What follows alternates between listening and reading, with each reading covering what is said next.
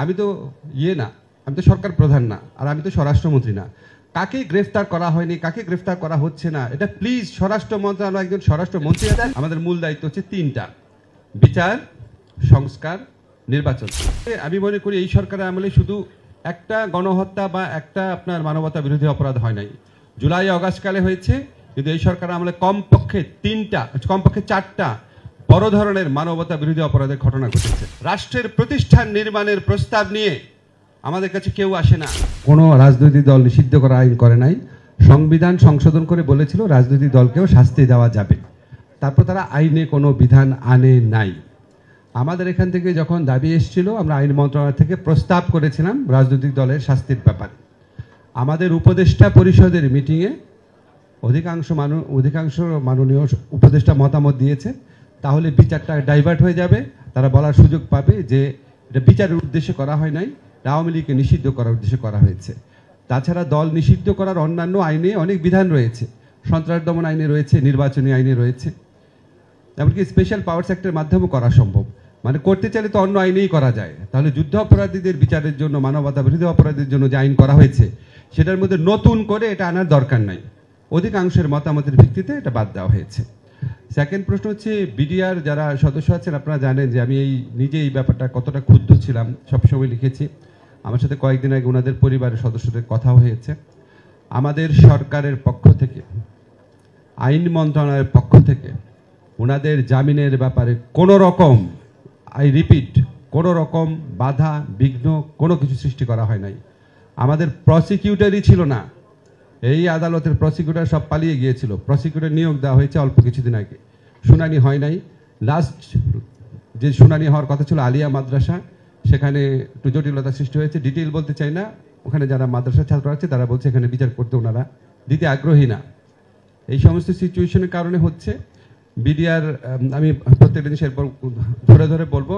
আর third কি প্রসঙ্গ তুলেছিলেন, থার্ড প্রসঙ্গ যেটা, এটা স্বরাষ্ট্রমন্ত্রীকে জিজ্ঞেস করবেন প্লিজ। আমি তো না, আমি তো সরকার প্রধান না, আর আমি তো স্বরাষ্ট্রমন্ত্রী না। কাকে গ্রেফতার করা হয়নি, কাকে গ্রেফতার করা হচ্ছে না, এটা প্লিজ স্বরাষ্ট্র মন্ত্রণালয়, একজন স্বরাষ্ট্রমন্ত্রী আছেন, তিনি অভিযোগ করেছেন যে এখন পর্যন্ত ওয়ারেন্ট জারি হচ্ছে। জি, অ্যারেস্ট ওয়ারেন্ট আদালত জারি করেছে। আচ্ছা, এটা আদালত যদি জারি করে থাকে আমরা দেখবো অবশ্যই। আর গ্রেফতারগুলির ব্যাপারে আপনাদের একটু জানিয়ে রাখি, আমাদের স্বরাষ্ট্রমন্ত্রী আছেন, আমাদের স্বরাষ্ট্র মন্ত্রণালয়ের দায়িত্বে নিয়োজিত একজন প্রতিমন্ত্রী আছেন, আমাদের সিনিয়র একজন সচিব আছেন, আমাদের আইজিপি আছেন, আমাদের বিভিন্ন সংস্থার অনেক হেড আছেন। ঠিক আছে, কনসার্ন মিনিস্ট্রিকে কনসার্ন বিষয়টা প্রশ্ন করলে সুবিধা হয়। আমি একটু আমার মূল বক্তব্যে আসি। আমি তাজুলের সাথে যখন কথা হয়, তাজুলকে আমি সবসময় বলি, তাজুল, আমাদের মূল দায়িত্ব, আমি মনে করি আমাদের মূল দায়িত্ব হচ্ছে তিনটা: বিচার, সংস্কার, নির্বাচন। তার মধ্যে আমার কাছে, তাজুলের কাছে, আসাদের কাছে, অ্যাটর্নি জেনারেল হিসাবে আমাদের কাছে মূল দায়িত্ব হচ্ছে বিচার। আমরা বিচার করতে বদ্ধপরিকর, এবং এটা আমরা কতটা গুরুত্ব দিয়ে বিচার কার্য করার চেষ্টা করছি, এটা আপনারা দেখবেন কত দ্রুত সময়ে আমরা এই ট্রাইব্যুনালটা পুনর্গঠন করেছি। সব কিছু, বিচারক, প্রসিকিউশন, ইনভেস্টিগেশন, সব কিছু। এমনকি ভবন ছিল না, এই ভবনের নির্মাণ কাজ দ্রুত করার জন্য আমি এবং পূর্ত উপদেষ্টা 4 বার সশরীরে গিয়েছি ওখানে। আর ভাই কিছু করার নাই, যা করার সবই করছি। সেকেন্ড, যে আমি মনে করি এই সরকারের আমলে শুধু একটা গণহত্যা বা একটা আপনার মানবতা বিরোধী অপরাধ হয় নাই, জুলাই অগাস্ট কালে হয়েছে, কিন্তু এই সরকারের আমলে কমপক্ষে চারটা বড় ধরনের মানবতা বিরোধী অপরাধের ঘটনা ঘটেছে। একটা হচ্ছে জুলাই অগাস্ট হত্যাকাণ্ড, একটা হচ্ছে বিডিআর হত্যাকাণ্ড, একটা হচ্ছে শাপলা হত্যাকাণ্ড, আর একটা হচ্ছে ধারাবাহিক গুম এবং বিচার বহির্ভূত যে হত্যা, সেই বিচ্ছিন্নভাবে হলেও ওটার মধ্যে একটা মানে কনসার্টেড এফোর্ট এবং সুনির্দিষ্ট পরিকল্পনা ছিল। আমি আপনাদের বলতে চাই, আমাদের সরকার যতদিনই আছে, এই চারটা বড় ধরনের গণহত্যা বিচারের জন্য যত রকম প্রচেষ্টা দরকার আমরা অবশ্যই গ্রহণ করব। বিশেষ করে জুলাই গণহত্যার যে বিচারটা যেটা আমরা শুরু করেছি, তাজুল কারেক্টলি বলেছে, এটা আমরা বদ্ধপরিকর এবং আমরা আশা করছি এই বিচার, এখানে দেখলাম প্রস্তাবনা বলা হচ্ছে সামনের বছর বিজয় দিবসের আগেই এই বিচার অন্তত বিচারিক আদালতে সম্পন্ন হবে।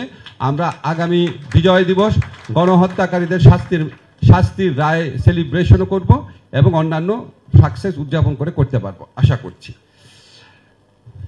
সেকেন্ড হচ্ছে যে, আচ্ছা, এখন আমাদের কিছু চ্যালেঞ্জের কথা বলি। আচ্ছা, আরেকটা কথা বলে রাখি আপনাদের, বিচারের পাশাপাশি না আমরা অনেক কাজ করি, যেহেতু অনেক সমালোচনাও শুনি, কাজে আমরা মানে পর্দার আড়ালে যে কাজগুলো করি সেগুলো একটু আপনাদের জানা প্রয়োজন। যেমন আপনারা দেখলেন শেখ হাসিনার বিরুদ্ধে একটা এক্সট্রাডিশন, তাকে প্রত্যর্পণের চিঠি, তাকে যেন প্রত্যর্পণ করা হোক, এই চিঠিটা দিয়েছে হচ্ছে পররাষ্ট্র মন্ত্রণালয়, কিন্তু চিঠিটা আমরা প্রিপেয়ার করে দিয়েছি, আইন মন্ত্রণালয় প্রিপেয়ার করে দিয়েছে। আপনারা দেখছেন যে ইন্টারপোলের নোটিশ জারি করা হয়েছে শেখ হাসিনাকে ধরার জন্য, এটা স্বরাষ্ট্র মন্ত্রণালয় জারি করেছে, এটা আমরা প্রিপেয়ার করে দিয়েছি। এরকম এই অনেক কিছু, গুম কমিশন দেখলেন, গুমের যে কনভেনশনটা আছে এটা আমরা র্যাটিফাই করলাম, র্যাটিফাই হয় পররাষ্ট্র মন্ত্রণালয়ের নামে, কিন্তু কাজটা আমরা করে দিয়েছি। গুম কমিশন গঠন, কাজটা আমরা করে দিয়েছি। আমাদের এমন অনেক কিছু থাকে, আমরা যখন অন্যের কাজের জন্য সমালোচনা শুনি তখন আমরা নিজেরা আলাপ করি যে কত কাজ আমরা করছি অন্যের জন্য, সেটা কেউ বলে না, সেটাও একটু বলে ভাল লাগবে বা জানার চেষ্টা করেন। এখন আমার কাছে মনে হয় কি শুধু বিচার না, আমাদের এখানে না এই সরকারের জন্য আপনারা অনেক ব্যাপারে হতাশ হবেন, হতাশ হওয়া স্বাভাবিক। এই সরকারের কাজের ক্ষেত্রে কয়েকটা চ্যালেঞ্জ আছে, আমি সরকারের ভিতরে থেকে আপনাদের বলছি। একটা চ্যালেঞ্জ হচ্ছে এক্সপেকটেশন ম্যানেজমেন্ট। আমি একটু আগে ফারুক ওয়াসিমের সাথে কথা বলছিলাম, আমরা আসলে এই সরকারে যে আসলাম বা আমরা যে ফ্যাসিস্ট শাসন আমলকে বিতরণ করলাম, আমরা কিসের জন্য করেছি? এটা নতুন রাষ্ট্র গঠনের জন্য। কিন্তু আমরা যত মানুষকে দেখি সব হচ্ছে দাবি দেওয়া ভিত্তিক, যে আমি পদোন্নতি বঞ্চিত হয়েছিলাম, আমার বেতন বঞ্চিত হয়েছিল, আমার খারাপ জায়গায় বদলি করেছে, আমাকে এটা দেয় নাই, আমার বেতন বাড়াইতে হবে, আমাকে রাজস্ব খাতে নিতে হবে। সমস্ত কিছু হচ্ছে ব্যক্তি এবং গোষ্ঠীর দাবি দেওয়া কেন্দ্রিক। রাষ্ট্রের প্রতিষ্ঠান নির্মাণের প্রস্তাব নিয়ে আমাদের কাছে কেউ আসে না, আমাদের কাছে কেউ এসে বলে নাই পাবলিক প্রসিকিউশন সার্ভিসকে এরকম করেন, বিচার বিভাগের ইন্ডিপেন্ডেন্সের জন্য এরকম করেন। আমাদের কাছে তথ্য আপা থেকে শুরু করে সমস্ত আপা ভাইরা যারা আছেন সবাই হচ্ছে নিজেদের দাবি, ব্যক্তিগত দাবি। মন্ত্রণালয় 30% সময় অন্তত যায় ব্যক্তিগত নিয়ে এসেই সবিস্তারে বলা শুরু করেন আমি এই আমলে বঞ্চিত হয়েছি, এবং কত রকম যে বঞ্চিত। আমি যাকে সারা জীবন জানতাম আওয়ামী লীগের সুবিধাভোগী, সেও এসে কেঁদে দেয় আমিও বঞ্চিত। এখন আমি কাজ কি করব বলেন? আপনারা আসেন না, মন্ত্রণালয় যারা যায়, ওই যে তো গিয়েছে, দিদার তো গিয়েছে, আর আসাদা তাজুলের কথা বলেন, জিজ্ঞেস করেন না কি অবস্থা থাকে। আচ্ছা, একটা হচ্ছে এক্সপেকটেশন ম্যানেজমেন্ট, সেকেন্ড হচ্ছে আমাদের বোঝাপড়ার ম্যানেজমেন্ট। স্বপন ভাই একটু বলেছে বোঝাপড়ার ম্যানেজমেন্টটা একটু সংস্কার আগে না নির্বাচন আগে, এটা মনে হয় আমাদের কমে আসা উচিত। কিন্তু এই এক্সপেকটেশন, এই বোঝাপড়ার ম্যানেজমেন্টটা খুব বেশি প্রয়োজন। কারণ আসাদ কারেক্টলি বলেছে আমাদের ঐক্য কিন্তু আমাদের লেজিটিমেসি, আমাদের ঐক্য হচ্ছে আমাদের সামনে এগিয়ে যাওয়ার মূল শক্তি। কোনোভাবেই এখানে কোনো রকম যদি কারো দ্বিধাদ্বন্দ্ব তৈরি হয়, 15 বছর কি দোজগে ছিলাম সেটা মনে রেখে আল্লাহর ওয়াস্তে ঐক্যবদ্ধ থাকেন। ছোটখাটো মতভেদ থাকবে, কিন্তু এটা যেন অনৈক্যের পর্যায়ে পর্যবেসিত না হয়। আরেকটা আমাদের চ্যালেঞ্জ যেটা আমরা ফিল করি সেটা হচ্ছে ইনফরমেশন গ্যাপ। যেমন ধরেন অনেকেই বলেন, এটা বলতে খুব ভালো লাগে, গায়েবী মামলা এত হয়েছে, এগুলো এখন উইথড্র করা হলো না কেন? একটু আগে ব্যাখ্যা করেছি, আমরা তো পিপি নাই, আর গায়েবী মামলা তো সব আমি উইথড্র করতে পারবো না। আমি আইন মন্ত্রণালয় থেকে পারবো, যেটা বিচারিক পর্যায়ে আসছে, যেটা তদন্ত পর্যায়ে এটা স্বরাষ্ট্র মন্ত্রণালয় পারবে। তো বিচারিক পর্যায়ে যেটা আসছে সেটার জন্য তো আমার পিপি লাগবে। পিপি মাত্র নিয়োগ করেছে, আপনাদের বলেছি 2 সপ্তাহের মধ্যে কি ব্যবস্থা নিয়েছে, এটা দ্রুত করা হবে। আরেকটা যেমন ধরেন সাইবার সিকিউরিটি, এটা আপনাদের একটু শুনতে হবে। আপনাদের মনে আছে আমরা কিন্তু অনেকে বলছেন, এখন দেখলাম যে কোনো কনসালটেশনের ব্যবস্থা করা হয়নি। দিদার, সাইবার সিকিউরিটি একটা কনসালটেশন আপনি নিজে ছিলেন না? একজন সাক্ষী অন্তত আছে, তুলে আপনি ছিলেন, বাট কনসালটেশন হয়েছে আপনি জানেন তো। সাইবার সিকিউরিটি অ্যাক্ট দিয়ে প্রায় 50 জনকে নিয়ে আমরা কনসালটেশন করেছি 2 মাস আগে। সেখানে নাহিদও ছিল, আমাদের তথ্য প্রযুক্তি উপদেষ্টা। সেখানে আমরা বলেছি সাইবার সিকিউরিটি অ্যাক্ট বাতিল করব, আপনাদের মতামত যেহেতু বাতিল করবো, কিন্তু কম্পিউটার অফেন্সগুলো রাখতে হবে। কম্পিউটার অফেন্স না রাখলে শক্তিশালী কোনো প্রতিবেশী দেশ যদি হ্যাক করে আপনার ওখানে, বা বাংলাদেশ থেকে যদি কেউ বিট্রে করে, বা এখানে যদি সংগঠিত অপরাধীরা বাংলাদেশ ব্যাংকের ওয়েব পেজে যদি ঢুকে যায়, তো এগুলো আমি বের করবো না, শাস্তি দেবো না আমি? এটা পৃথিবীর কোনো দেশ আছে, উন্নত সভ্য দেশ, যেখানে আপনার কম্পিউটার অফেন্স না? একটা দেশও নাই। কম্পিউটার অফেন্স আপনারা যে সমস্ত দেশকে মনে করেন সবচেয়ে বেশি মানবাধিকার আছে, ইউরোপ, পশ্চিম ইউরোপ বলেন, বা আপনার আমেরিকার কিছু কান্ট্রি বলেন, অস্ট্রেলিয়া বলেন, সেখানেও কম্পিউটার অফেন্স একটা অফেন্স। এখন আমরা যখন প্রথম ঘোষণা করলাম আমরা মামলাগুলো উইথড্র করবো, এখন একটার পর একটা যদি মামলা উইথড্র করতে যাই ইন্ডিভিজুয়ালি দেখে অনেক টাইম লাগে। তখন প্ল্যান করলাম যে একটা রহিতকরণ বিধান রাখবো, যে এই ধারাতে যেই সমস্ত মামলা হয়েছে একবারে রহিত হয়ে যাবে।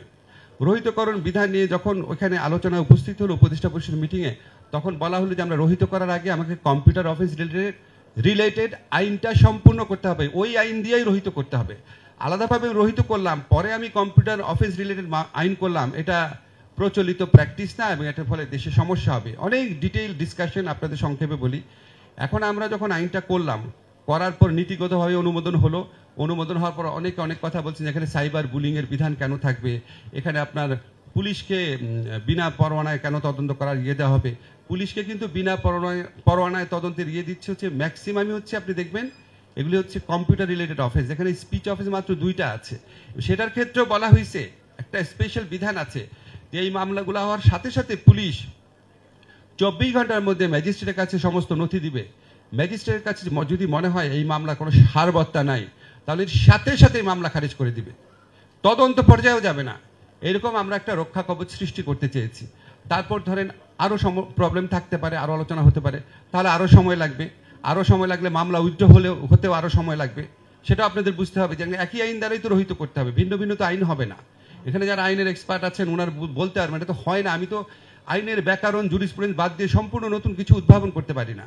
ফলে এই ইনফরমেশন গ্যাপগুলো অনেক সময় থেকে যায়। আমরা মনে হয় যে আমরা হয়তো বুঝতে পারছি না সেন্সিটিভিটিটা, তো আসলে বুঝতে পারি, চেষ্টা করি।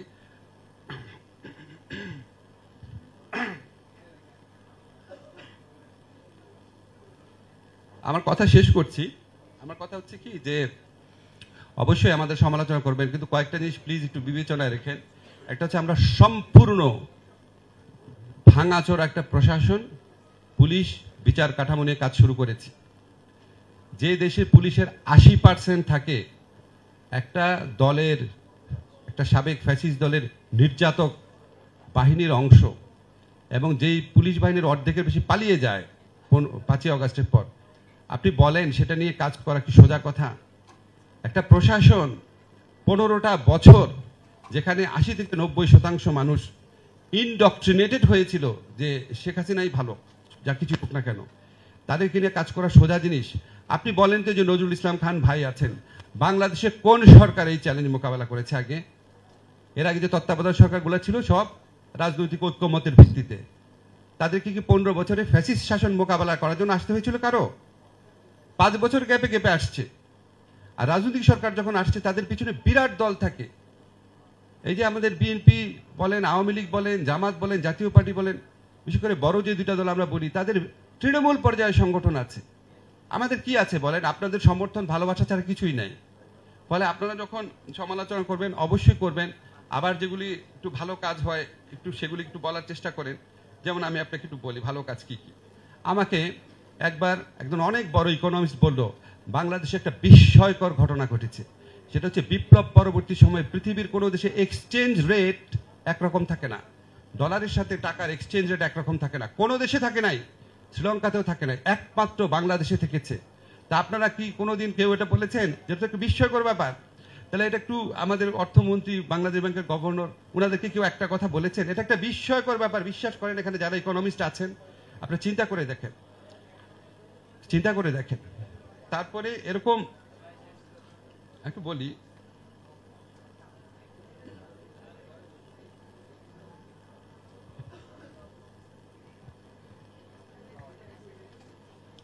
আচ্ছা হ্যাঁ, আচ্ছা আরেকটা জিনিস ধরেন, বাংলাদেশে কোনোদিন আপনারা চিন্তা করেছেন গুম বিরোধী আন্তর্জাতিক কনভেনশন আমরা সাইন করব?